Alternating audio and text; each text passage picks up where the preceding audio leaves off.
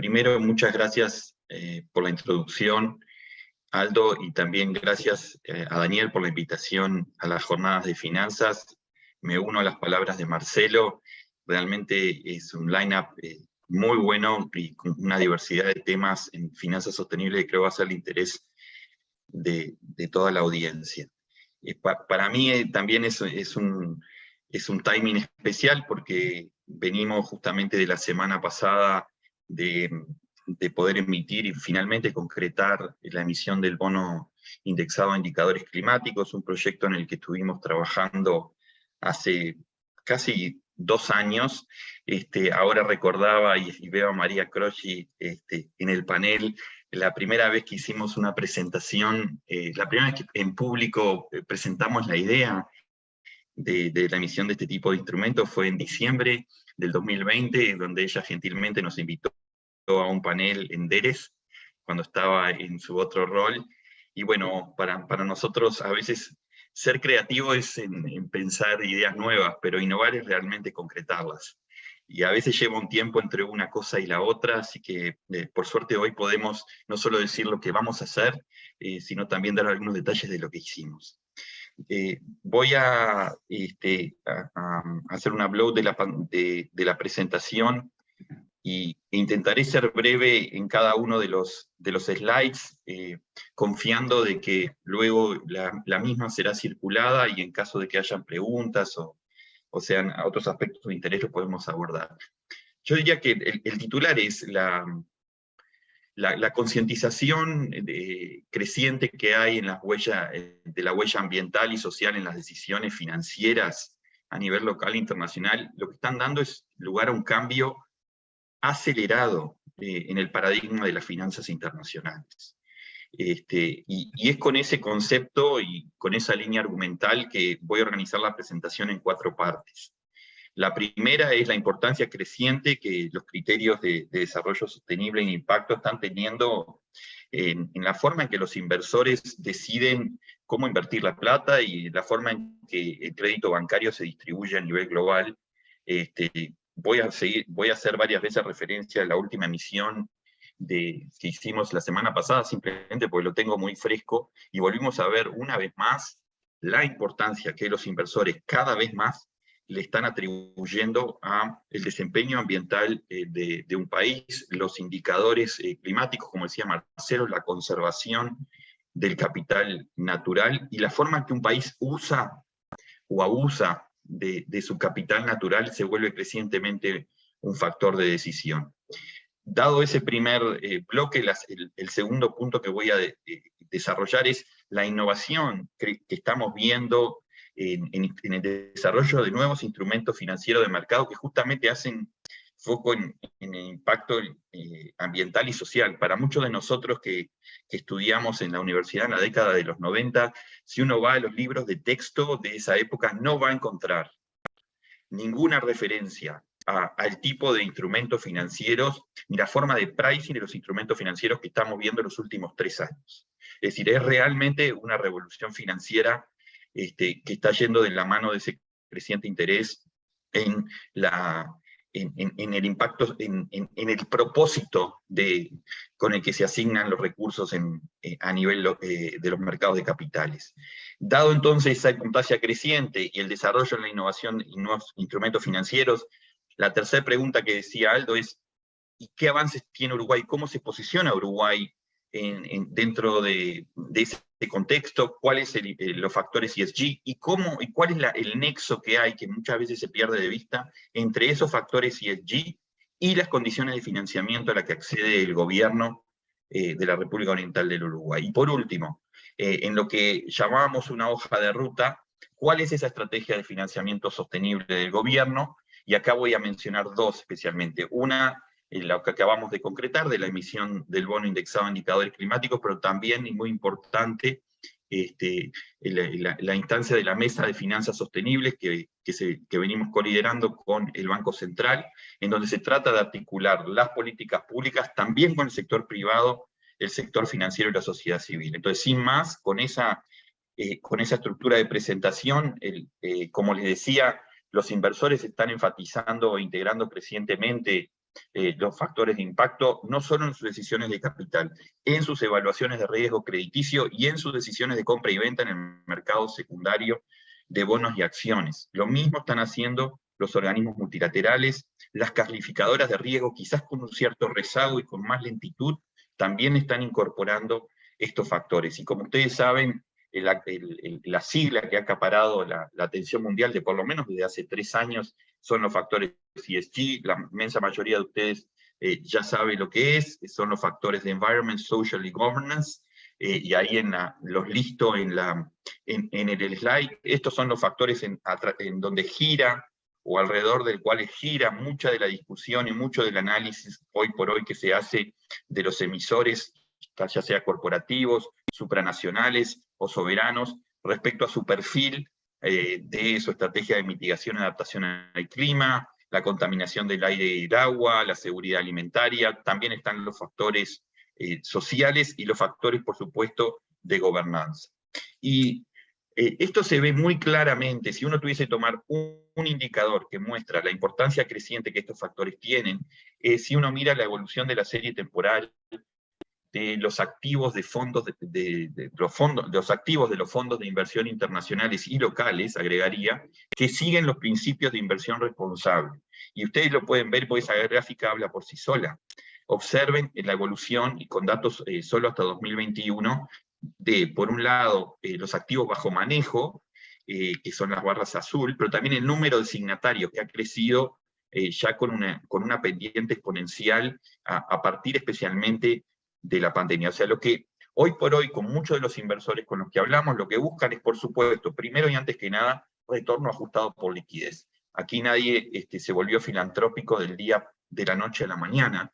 Sin embargo, están incorporando cada vez más una tercera dimensión, es el propósito. O sea, a dónde se dirige el dinero que los mercados están prestando o que están fondeando a emisores. Entonces, lo que se busca es que la canalización de recursos tenga un impacto directo, medible, monitoreable y verificable sobre indicadores ambientales y también sociales. Y cada vez más son más los que son firmantes del PIR. Y me animo a pensar que hacia el año que viene vamos a empezar a ver también más instituciones financieras locales que empiecen a ser signatarias de los principios de inversión responsable. Ya hay algunas, pero Uruguay está con cierto rezago respecto a lo que estamos viendo en otros países, inclusive latinoamericanos. La forma en que los inversores están ponderando estos criterios al momento de asignar, de ofrecer el crédito, a su vez tiene un correlato, y es que quienes buscan ese crédito, quienes se fondean en los mercados de capitales, también están cambiando su forma, sus vehículos financieros, su forma de acceder a esos fondos, justamente para hacerlo appealing al nuevo tipo de inversor que se está acercando a estos productos. Entonces, lo que ustedes ven en esta gráfica es la evolución de lo que se llama el total de las emisiones de bonos temáticos o títulos de renta fija entre el año 2013 y el año 2021, que es el último año para lo que tenemos completo. Y acá básicamente se pueden distinguir dos tipos de bonos temáticos, ¿sí? Diferenciados por los criterios de compromiso que asume el emisor al momento de volcarlos al mercado. El primero se llama el Use of Proceeds Model, o el uso de fondos con fines específicos. Acá el que se destaca y el más conocido son los bonos verdes. ¿Cuál es el criterio fundamental? Que el emisor se compromete a que esos recursos que obtiene del mercado van a ser dirigidos, destinados específicamente a uno o más proyectos con un impacto ambiental que sea positivo, monitoreable y verificable. Y si es a nivel de país, por ejemplo, serán rubros de presupuesto o proyectos de infraestructura con un impacto ambiental claro y específico. Ustedes pueden observar que en la evolución de las emisiones de bonos temáticos, por lo menos hasta el 2019, los bonos verdes eran la inmensa mayoría. Sin embargo, eso empieza a cambiar justamente con la irrupción de la pandemia. Los bonos verdes siguen siendo la mayoría, pero ya no son los dominantes. ¿qué es lo que empieza a suceder? Empieza a aparecer otro tipo de bono temático bajo el Use of Proceeds Model, que en lugar de tener un foco en los proyectos ambientales de impacto positivo ambiental o de capital natural o biodiversidad, empiezan a enfocarse a proyectos con impacto positivo social. Y mucho está asociado, obviamente, a la irrupción de la pandemia, al desarrollo de las redes de seguridad social, a la inseguridad alimentaria, a la educación, etc. Inclusive también comenzamos a ver emisores, y especialmente países que empiezan a combinar ambos tipos de proyectos, y a eso se les llama bonos sustentables, justamente porque varios países empiezan a ver que empieza a faltar proyectos en el pipeline que puedan ser financiados con un volumen tan grande de dinero que se obtiene de los mercados. Entonces empiezan a combinar ambos tipos de impactos. Pero vemos hacia el final del 2020 y especialmente en el 2021 la irrupción de un nuevo instrumento financiero que, como les digo, antes del 2019 no existía. Se llama títulos de renta fija, indexados a indicadores de sostenibilidad. ¿Qué quiere decir? Que al momento de la emisión, quien emite este tipo de títulos no se compromete al uso que va a ser del dinero que obtiene, es decir, puede ser utilizado con propósitos con fines generales, ¿no? Como general purposes, para tesorería. El compromiso viene por otro lado, el compromiso es a ciertas metas que se fija el emisor a cumplir en cierto plazo predeterminado, con la característica peculiar que si no cumple esas metas, entonces la tasa de interés que paga por ese bono está sujeta a un cambio o un ajuste. Entonces fíjense ustedes este concepto, esta revolución. Los bonos típicamente se llaman títulos de renta fija, pero el cupón puede dejar de ser fijo. O sea, es un cambio muy grande que se está dando con este boom de las emisiones de Sustainability Linked Bond. Esto todo comenzó en el año 2019 con una empresa italiana que se llama Enel.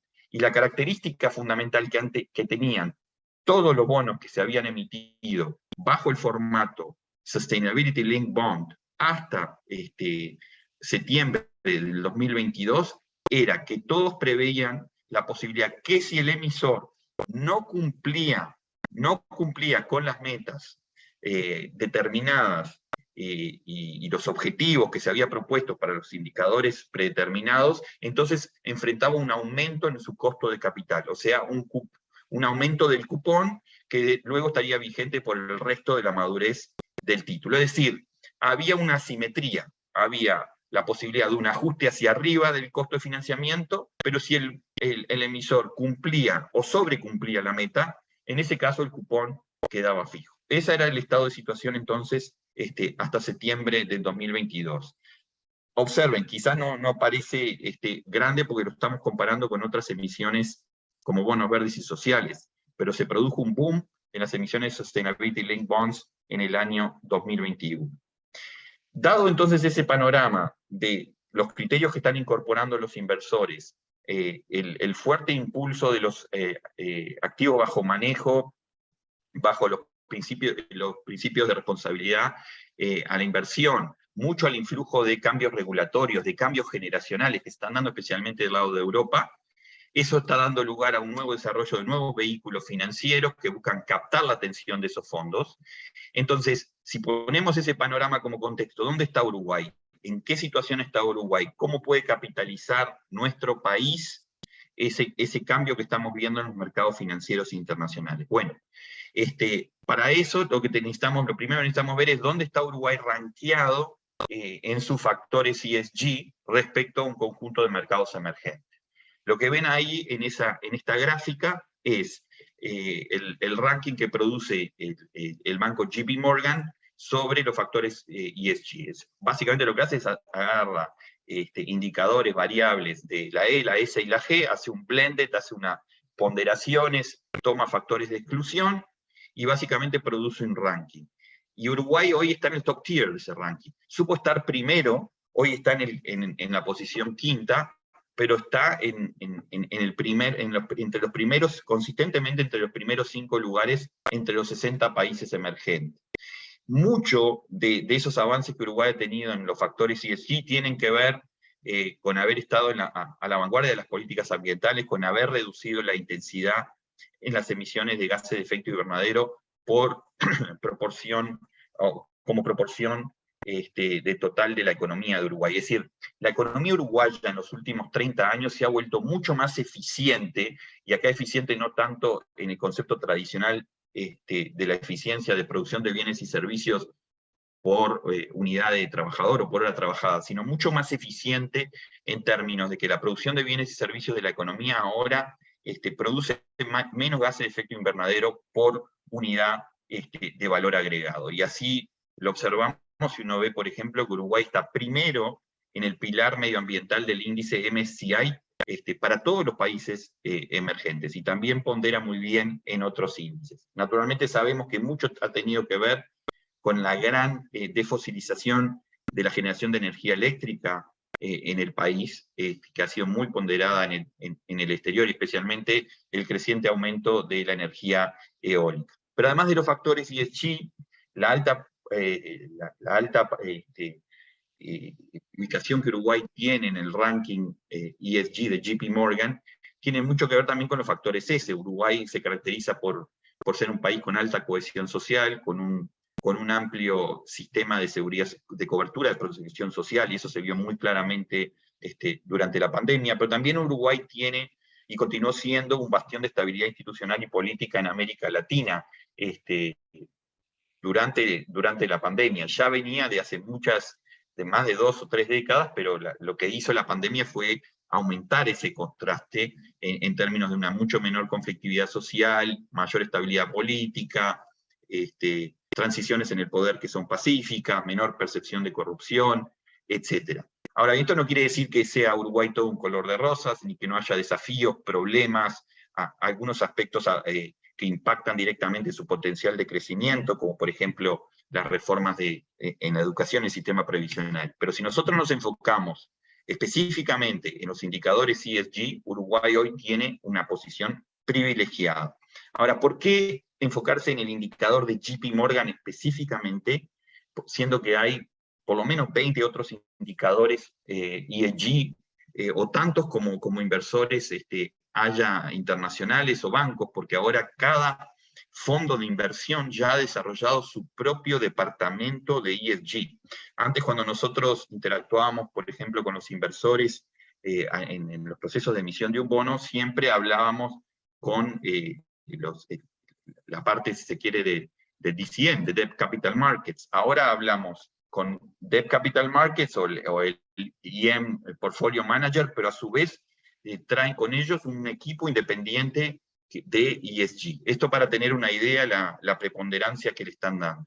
Lo que es particularmente importante del índice de referencia de JP Morgan es que JP Morgan se conoce por haber desarrollado el índice ENVI convencional, o sea, es el spread que mide el spread o el diferencial de tasa promedio que un país paga en sus bonos en dólares en mercados internacionales. El ENVI convencional, Uruguay está aproximadamente en la posición 20 y tiene una ponderación de 2,4%. Quiere decir que los fondos de inversión que siguen pasivamente a ese índice necesariamente tienen que tener en su cartera, como mínimo, si no quieren estar ni under ni overweighted, un 2,4% de su portafolio en títulos de Uruguay. Recuerden que en el caso del ENVI de Uruguay, a diferencia de otros países, los únicos títulos en dólares que hay son los soberanos. No hay corporativos de Uruguay que hayan emitido en el exterior. Pero lo interesante es que a partir del 2019, y por influjo de los inversores, JP Morgan creó un nuevo índice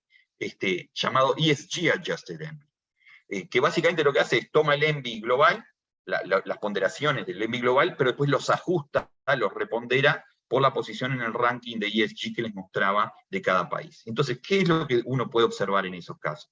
Bueno, en el caso específico de Uruguay, lo que se muestra es que su posición en la ponderación, en el ordinal del ranking, aumenta y mucho. pasa, por ejemplo, de 2,4% a 3,8%, y de hecho, si uno toma los 60 países, es el tercer mayor aumento de ponderación, luego que hace un ajuste por ESG. Y esto es muy, muy importante, porque lo que estamos viendo más y más que se está dando, tenemos acá datos con el 2021, y ahora vamos a buscar datos del 2022 para tenerlo en la versión final de la presentación, es que cada vez es mayor los assets under management que siguen al ESG Adjusted Envy. Entonces, ¿qué quiere decir? Que si Uruguay aumenta su ponderación en el ESG Adjusted Envy, los fondos van a necesitar tener más papel de Uruguay para cumplir con la ponderación. Y observen una cosa, antes de la emisión del bono de la semana pasada,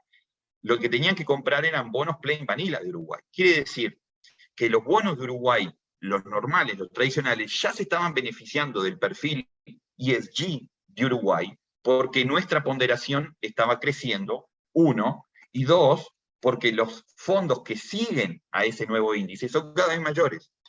Nosotros creemos que es una de las razones que explica por qué Uruguay hoy tiene el menor riesgo crediticio o prima de riesgo soberano en Latinoamérica, inclusive menor que otros países mejor calificados como Perú, Chile, Panamá, etc.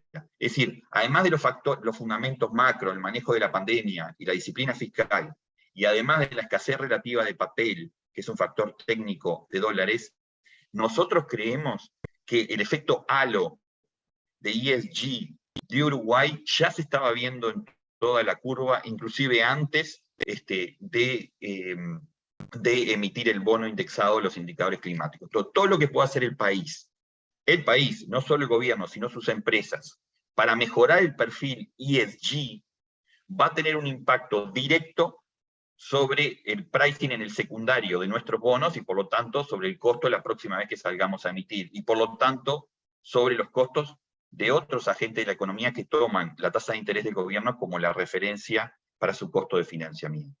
Entonces, dado cómo está impactando los principios de desarrollo sostenible, la innovación financiera que estamos viendo, la importancia que los factores ESG tienen no solo en la reputación del país, sino directamente conectado a los costos de financiamiento y a la dinámica del precio de nuestros bonos en el mercado secundario. La última parte de la presentación, lo que voy a describir es cuáles son las iniciativas con el que el gobierno había venido trabajando y que se están concretando sobre estrategias de financiamiento sostenible y cómo se alinean con las políticas de acción climática y cuál es el impulso que le estamos tratando de dar a las finanzas sostenibles junto al sector privado. Entonces, está claro porque así se ha venido comunicando desde el gobierno y desde los distintos ministerios que en la transición que estamos viendo desde la pandemia hacia la recuperación económica, el gobierno está comprometido con las políticas de acción climática y está dando pasos concretos en esa dirección. Ni qué decir que el hecho de que ahora el Ministerio de Finanzas la ministra tenga un asesor en temas de economía ambiental, específicamente en esos temas, en la figura de Marcelo Cafera, ya de por sí habla de la relevancia que se le está dando, además de la creación del Ministerio de Ambiente. Entonces, lo que se ha buscado es, el objetivo es que el crecimiento sea consistente con un camino hacia bajas emisiones de gases de efecto invernadero y una economía mucho más resiliente al clima, es decir, no solo los aspectos de mitigación, sino también los aspectos de adaptación, y a través de políticas macroeconómicas, políticas fiscales, políticas financieras, pero también internalizar mucho más los aspectos ambientales en el diseño de la política económica y lograr una mayor coordinación, una robusta coordinación interinstitucional entre los distintos ministerios justamente para poder concretarlo. En la presentación van a tener como un timeline con los distintos mojones de hechos concretos que se han dado desde el gobierno. Uno que destacaría es en la ley de presupuestos se incorpora explícitamente la declaración de Helsinki, de la Coalición de Ministros de Finanzas para la Acción Climática, y bueno, y muchos otros más. Y bueno, y paso brevemente en 5 minutos a dar un panorama de lo que fue la concreción de la emisión del bono indexado a indicadores climáticos que se dio en un contexto complicado en los mercados financieros, y después de que en los últimos 2 o 3 meses habíamos visto un aumento sostenido en la tasa de interés internacionales, en la parte media de la curva, que era donde Uruguay iba a salir. Lo que estuvimos trabajando es en diseñar un bono que tenía como característica peculiar que incorporaba explícitamente dentro de los covenants del título los objetivos de alcanzar las metas establecidas bajo el Acuerdo de París. Y entonces identificamos 2 indicadores de desempeño que venían directamente de la contribución nacional determinada presentada en el 2017 bajo el Acuerdo de París, y tenían que ver con la mitigación de gases de efecto invernadero y con la conservación del área del bosque nativo en Uruguay. En la jerga de los bonos SLB se conocen como KPIs, Key Performance Indicators, 1 y 2, que ustedes habrán visto porque lo hemos difundido también en el framework, y en las distintas comunicaciones oficiales hemos dado detalles sobre cada uno de estos performances. Pero quizás un elemento innovador de Uruguay en este bono, uno de los primeros, es que combina por primera vez las 2 partes de la ecuación: la reducción de las emisiones brutas de gases de efecto invernadero como proporción del PIB, pero además le agrega la otra dimensión, que es la dimensión de mantener las fuentes de captura de CO2 y mantener la fuente de conservación de la biodiversidad. Esto fue muy bien recibido por inversores, tanto internacionales como locales, el hecho de que estuviésemos combinando el clima con la naturaleza, algo que en general es difícil de lograr, pero que Uruguay podía hacerlo porque ya lo tenía definido en su Acuerdo de París. Todos los bonos que se emiten bajo el concepto de vinculado a la sostenibilidad o Sustainability Linked Bond tienen que seguir los principios de ICMA, son las pautas voluntarias. Eso implica seleccionar los indicadores, calibrar sus metas, cuáles son las características que va a tener el bono, el reporte y la verificación. Muchos ya habrán visto, pero a modo de ejemplo lo que hicimos es para cada KPI, para cada indicador, voy a poner el ejemplo del indicador 1, el de reducción de las emisiones de gases de efecto invernadero, definimos 2 metas. La primera meta, la que llamamos Sustainability Performance Target, es la meta que aparecía en el documento de la NDC. Recuerden una cosa, la obtuvimos directamente de un documento del 2017, bajo el gobierno anterior, pero el gobierno la mantuvo, y no solo eso, sino que le dio una relevancia mucho mayor al incluirla dentro de un bono. Esto es importante porque acá hay una exogeneidad de la meta. No es que la meta se definió una vez que se consideró que se iba a emitir el bono. La meta de reducción de 50%, cuando se puso en el 2017, no había ninguna discusión sobre que se podría incluir en un bono. Pero dada esa meta de la NDC, luego nos pusimos una meta aún mayor de sobrecumplimiento de 52%. Entonces, lo que tienen ahí es la evolución de ese KP1, y acá el punto muy importante es que consideramos que esas metas que Uruguay tiene que cumplir no solo son ambiciosas en valor, por el desafío que implica, tanto llegar a la de menos 50, sino inclusive aún más llegar a la de menos 52. Pero es lo ambicioso del deadline que nos pusimos. O sea, estamos hablando de que la meta se tiene que alcanzar dentro de 2 años y medio, no dentro de 10 años, como a veces hemos visto en otros bonos, sino la meta se tiene que alcanzar en el año que se establecía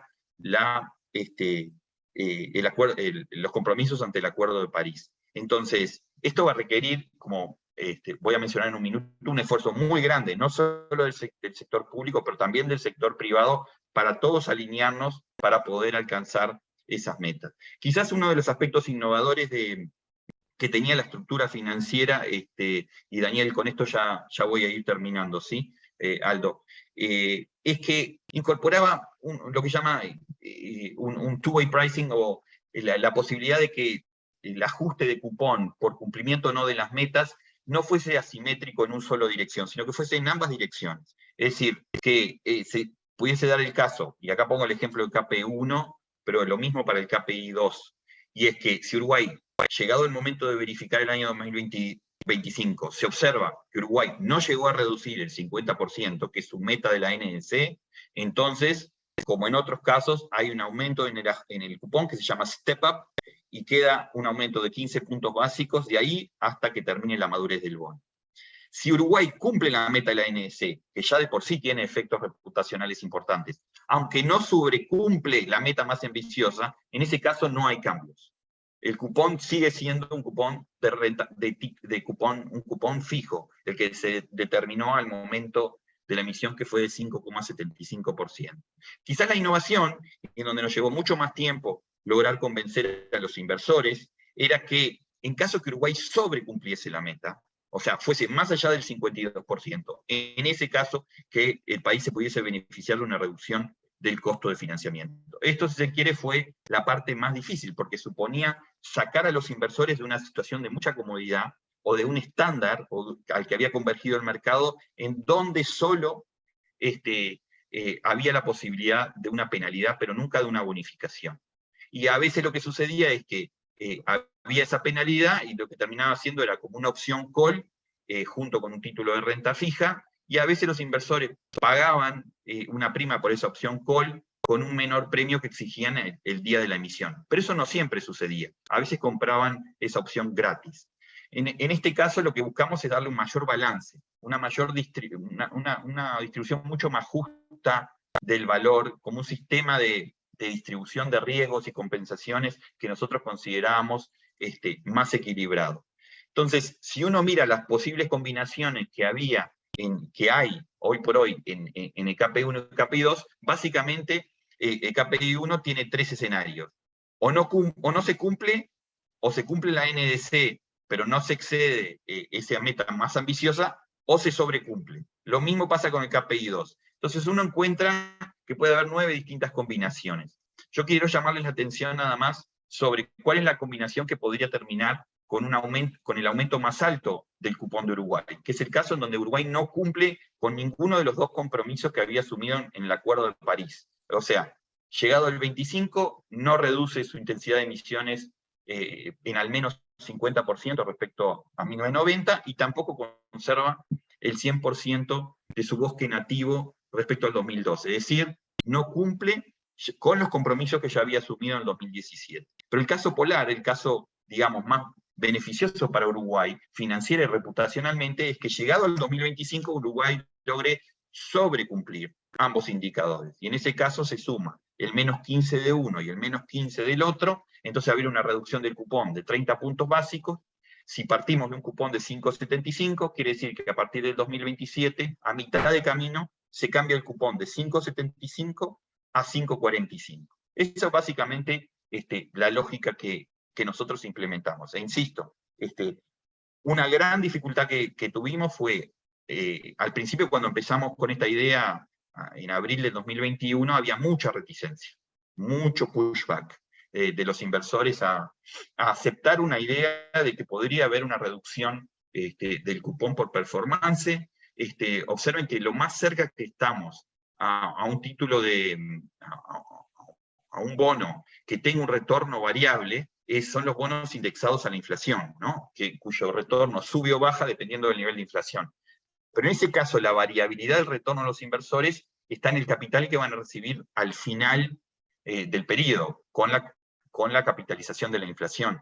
Pero no hay cambio en la tasa de interés real fija, esa se mantiene constante. Quiere decir que era un cambio muy importante y mucho pushback.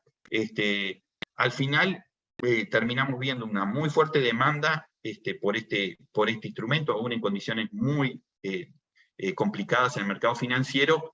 Sin embargo, hubo varios inversores que no participaron, que no se sintieron cómodos con la estructura. Por suerte fueron los menos, pero algunos importantes que no participaron, y algunos nos decían que no era por el caso de Uruguay, o como dicen habitualmente, no lo tomes personal.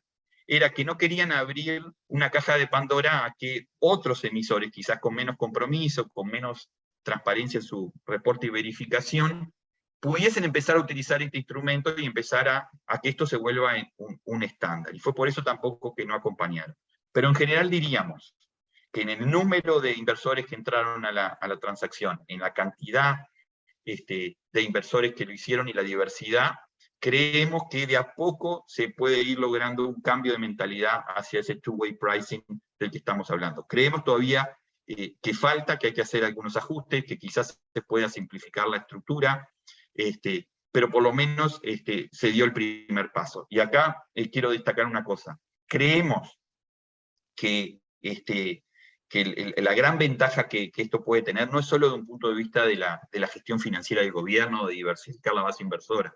Creemos que esto puede tener muchos efectos reputacionales para el país hacia adelante, por ejemplo, en la negociación de los acuerdos bilaterales, en cómo posicionar las exportaciones de nuestros productos, cómo acceder a otros tipos de financiamiento de cambio climático. Es decir, buscamos que esto también impulse o posicione a Uruguay de otra manera y permita avanzar en sus relaciones con el resto del mundo. O sea, crecientemente, y este es el mensaje que para nosotros se ha ido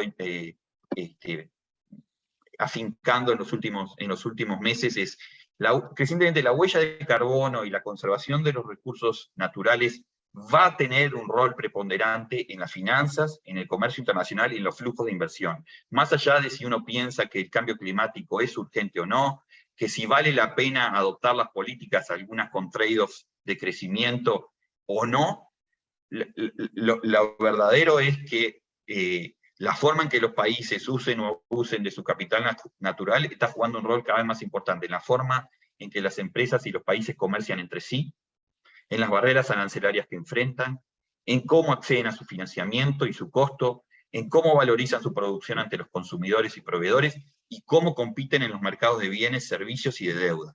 Entonces, para nosotros, prepararnos para ese mundo que ya está acá, pero que se va a agigantar, creemos que es muy importante. Por último, destacar, sí, entre los aspectos claves del BIC, que esto, por primera vez, el diseño de un bono rebasó las paredes de Colonia y Paraguay. Esto no fue solo un emprendimiento, un proyecto del Ministerio de Economía y Finanzas. Acá hubo 5 ministerios involucrados, con una muy fuerte coordinación interinstitucional. Muchas veces al comienzo hablábamos el lenguaje del mundo del cambio climático, del mundo de las finanzas, y nos perdíamos un poco en la traducción, hasta que se logró engarzar a todos los equipos. Llevó el tiempo, pero quiero destacar la gobernanza que hay detrás. Que Uruguay, entre las cosas que va a hacer, se compromete a partir del año que viene a reportar sus emisiones de gases de efecto invernadero una vez al año, con un año de rezago. Para quienes no estamos en el tema, para que lo tengan claro, esta es la forma que reporta Estados Unidos, Canadá, los países europeos, Nueva Zelanda y Australia. Entonces, acá hay un valor que se transmite de transparencia, de oportunidad de la información, que va mucho más allá del bono, y que será importante capitalizar también para atraer inversión extranjera directa. Germán, por último, sí. Nos queda nada, estamos excedidos para ir cerrando, por favor. Para ir cerrando, termino con esto. El otro impulso que le estamos dando a las finanzas sostenibles en Uruguay es con el lanzamiento de la Mesa Público-Privada de Finanzas Sostenibles. Nos acompaña Daniela Medina, ella es la jefa del recientemente creado Departamento de Finanzas Sostenibles del BCU, y junto con el BCU estamos trabajando e impulsando con el apoyo del BID y del PNUD este espacio voluntario de diálogo junto a las entidades del sistema financiero en torno a cómo incorporar los criterios ambientales, pero también sociales y sostenibilidad en las decisiones del sector financiero. Conseguir las transformaciones que necesitamos para alcanzar los objetivos, los ODS del 2030, pero especialmente los objetivos climáticos del Acuerdo de París de 2025, va a requerir una participación muy activa del sistema financiero que incorpore más activamente los criterios de sostenibilidad en las decisiones de financiamiento e inversión, que apoye modelos de negocios e instrumentos financieros innovadores que sean escalables. Me consta que hay muchos bancos que ya están impulsando esto. Me consta además que el PNUD, y Diego Pereira lo va a hablar, también se está dando, junto con desde el Ministerio de Ambiente, mucho énfasis a tratar de integrar al sistema financiero y al sector privado dentro de estas transformaciones. Esto es un esfuerzo nación, esto no es solo un esfuerzo de gobierno que se va a necesitar para llegar a las metas. Y por eso es que va a ser un esfuerzo conjunto, multisectorial, multidisciplinario, que involucra al gobierno, al sector privado y a los organismos multilaterales para que movilicemos capital privado y público hacia esa meta de sostenibilidad. Y por eso creo que eventos como este son claves para propiciar esa coordinación. Muchas gracias. Bueno, muchísimas gracias, Germán, por tu presentación, la verdad que muy completa. habríamos seguido escuchándote por más tiempo. Tenemos muchas dudas, preguntas de temas que aparecen. Creo que en honor a respetar a las siguientes sesiones, vamos... Dale igual 5 minutos más que lo podemos manejar, no te preocupes que vamos a aprovechar Discúlpeme a los demás expositores, ahora que... Tranquilo que tiene solución. No, pero vi que son casi las 10, disculpen, y yo no tenía claro qué hora era y me fracasé. Ahora después lo arreglamos, no se preocupen, aprovechamos 5 minutos, dale. Herman, quedamos a cuenta de otro seminario seguro para abundar en detalles, que me parece, la verdad, muy valiosa tu presentación. Yo voy a tratar de sintetizar algunas de las preguntas que llegaron en una básicamente, que es, ¿cuál es tu percepción, lo que has interactuado con inversores y demás, del rol que el sector privado? Aquí tenemos una larga lista de participantes en la audiencia que está en el sector privado, puede jugar. ¿Cuál es la oportunidad para Uruguay? Creo que has relatado extraordinariamente bien la oportunidad que hoy desde el gobierno se está, digamos, impulsando, cómo Uruguay como política de Estado y como Estado está encarando estos temas. ¿Cuál es el rol y cuáles son las oportunidades que el sector privado hoy puede empezar a pensar? ¿Qué plantean los inversores? ¿En qué están pensando para invertir eventualmente en el sector privado? ¿Cómo eso, digamos, habría que además plantearlo desde el punto de vista de un marco normativo y otras medidas que puedan ser necesarias? Está. Perfecto la pregunta. Prometo ir rápido, no tomar más de 5 minutos, es como poner por 2 en el WhatsApp. Voy a tratar de ir rápido y contestar lo más sucinto posible. Primero, como filosofía del gobierno, el sector privado es el que toma la delantera. Esa es la filosofía del gobierno. Quien impulsa, quien crea valor, quien mejora las condiciones de vida, es con el apoyo del gobierno, pero con un rol preponderante del sector privado. Esa es la filosofía en todas las áreas. Y acá creo que se aplica especialmente. Por eso no fue por casualidad que yo terminé la presentación haciendo énfasis en esa coordinación que tiene que haber, en que alcanzar la meta de París no es simplemente que el gobierno vaya y ponga subsidios o haga exoneraciones para que se alcancen las metas. La mentalidad tiene que ser un esfuerzo nación. Lo segundo, vos mencionaste algo que me parece re importante, Aldo. Hablaste de políticas de Estado. Ayer me tocó participar en una entrevista donde mencioné que a mí me parecía que las políticas de acción climática y las políticas de gestión de deuda, ambas son políticas de Estado en Uruguay. Comparten muchas características que la hacen tales, la visión que tiene que tener de mediano plazo, el hecho que los cambios no se ven de un día para el otro, sino que se construye ladrillo sobre ladrillo, el hecho que cruzan administraciones. Cuando algo cruza administraciones, el concepto de continuidad es un concepto de valor fundamental, porque deja de ser una política de un gobierno, pasa a ser la política de un país. Entonces, ambos aspectos, ambas políticas de Estado son las que tratamos de hacer confluir en este bono. Yo tenía en la presentación, y no lo detallé, pero sí estaba, y lo dejo para quienes estén interesados, que en alcanzar las metas que nos propusimos en el bono, pero no solo del bono, del Acuerdo de París. A ver, esto es bien importante. Uruguay es un país que se caracteriza por tener la vocación, porque su identidad es cumplir con lo que se compromete. ¿Ok? Entonces, hoy lo que estamos haciendo, le estamos dando una jerarquía mucho mayor al compromiso del Acuerdo de París, porque lo estamos poniendo en el vehículo financiero probablemente más visible que pueda tener un país, que es un bono global que se transa todos los días en los mercados financieros internacionales. O sea, le subimos un escalón a la visibilidad. Pero el compromiso ya estaba desde el 2017. ¿tá? Entonces, para eso, nosotros lo que hicimos en el framework, o sea, en el marco de referencia que respalda el bono y que publicamos, es detallar cuáles son las políticas que el gobierno está llevando adelante, o que el país está llevando adelante, justamente para alcanzar los KPI 1 y el KPI 2. Y están ahí en letra chiquita y ustedes lo pueden ver. Mucho tiene que ver con la producción ganadera y agrícola sostenible, la descarbonización del sector transporte, pero también en el área forestal, cómo incentivamos a los propietarios de las tierras, cómo mantenemos un progreso constante, cómo nos vinculamos con las ONG, cómo mejoramos la reserva de carbono de los bosques, cómo le damos más recursos para un monitoreo más granular de la forestación utilizando técnicas de imágenes satelitales. Pero está claro, queda muy claro desde el primer momento, de que mucho de esto es a impulso del sector privado, ya sea porque el sector privado necesita el financiamiento o directamente por la razón del artillero. El 97% del área de bosque nativo en Uruguay está en tierras privadas. O sea, no es como en el Amazonas. Entonces, necesariamente vos podés cambiar comportamientos con incentivos tributarios o penalidades, pero mucho termina dependiendo del sector privado. Y cuando digo sector privado, no digo solo corporativo, digo de que la capacidad que el sistema financiero tenga de, uno, movilizar esos recursos para lograr esas metas, pero gran parte de las finanzas, el poder de la finanza no es solo la capacidad de movilizar recursos, es la capacidad de dar incentivos para cambiar conductas, que es un poco lo que tratamos de hacer con el bono. Entonces, me parece que hay un rol súper importante del sector privado y del sistema financiero, y es una de las cosas que es uno de los aspectos centrales que estamos impulsando desde la mesa de finanzas sostenibles, que cómo logramos esa convergencia entre los objetivos privados y los objetivos de bienes públicos globales para que Uruguay pueda alcanzar esas metas.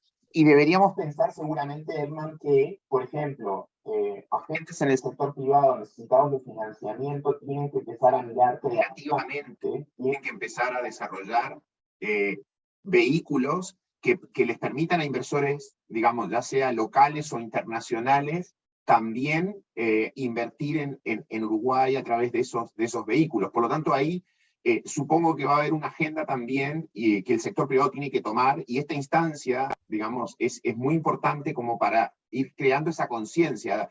Probablemente en alguno de los próximos viajes deberían acompañar también, digamos, en esa relación o en esa interacción con inversores, algunos actores privados que pudieran estar pensando en formas de financiamiento que, como tú bien decías en su momento, incorporen, digamos, además de la rentabilidad ajustada por riesgo y liquidez, esta dimensión.